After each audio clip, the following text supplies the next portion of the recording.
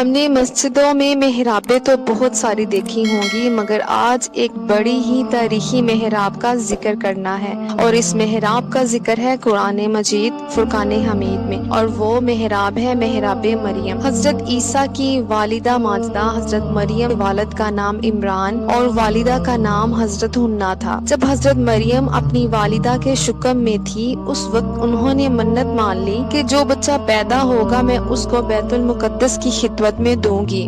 چنانچہ حضرت مریم پیدا ہوئی، ان کی والدہ ان کو بیت المقدس میں لے گئیں۔ اس وقت بیت المقدس کے تمام عالموں اور عابدوں کے امام حضرت زکریا علیہ السلام تھے، جو حضرت مریم رضی اللہ تعالیٰ عنہ کے خالو تھے۔ حضرت زکریا علیہ السلام نے حضرت مریم رضی اللہ تعالیٰ عنہ کو اپنی کفالت اور پرورش میں لے لیا، اور بیت المقدس کی بالائی منزلوں میں تمام منزلوں سے الگ ایک محراب بنا کر حضرت مریم کو اس محراب میں ٹھہرایا۔ چنانچہ حضرت مریم اس محراب میں اکیلی خدا کی عبادت میں مصروف رہنے لگی، اور حضرت زکریا علیہ السلام صبح شام محراب میں ان کی خبر گیری اور خورد و نوش کا انتظام کرنے کے لیے آتے جاتے رہے۔ چند ہی دنوں میں حضرت مریم کی محراب کے اندر یہ کرامت نمودار ہونے لگی کہ جب حضرت زکریا علیہ السلام محراب میں جاتے تو وہاں انہیں سردیوں کے اندر گرمیوں کے پھل اور گرمیوں کے اندر سردیوں کے پھل دیکھنے کو ملتے۔ حضرت زکریا علیہ السلام حیران ہو کر پوچھتے ہیں، اے مریم،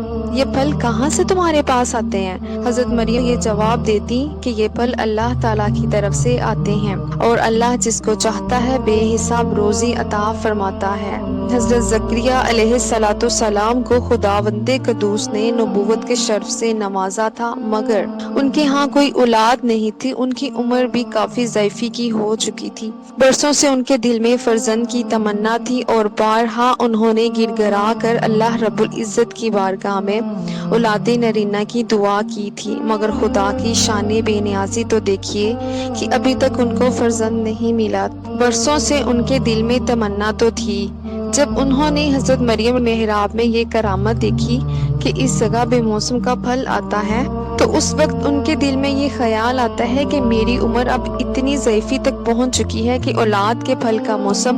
ختم ہو چکا ہے، مگر وہ رب جو حضرت مریم کو محراب میں بے موسم کے پھل عطا کر سکتا ہے، وہ مجھے بھی بے موسم میں اولاد کا پھل عطا فرما دے گا۔ چنانچہ آپ نے محراب مریم میں دعا مانگی، اور آپ کی دعا قبول ہو گئی، اور اللہ تبارک و تعالیٰ نے بڑھاپے میں آپ کو ایک فرزند عطا فرمایا، جس کا نام خود خداوند عالم نے یحییٰ رکھا، اور اللہ تعالیٰ نے ان کو نبوت کا شرف عطا فرمایا۔ قرآن مجید فرقان حمید میں محراب مریم کا واقعہ اور حضرت زکریا علیہ السلام کی اس مبارک دعا کا واقعہ سورۃ ال عمران میں بہت پیارے انداز میں موجود ہے۔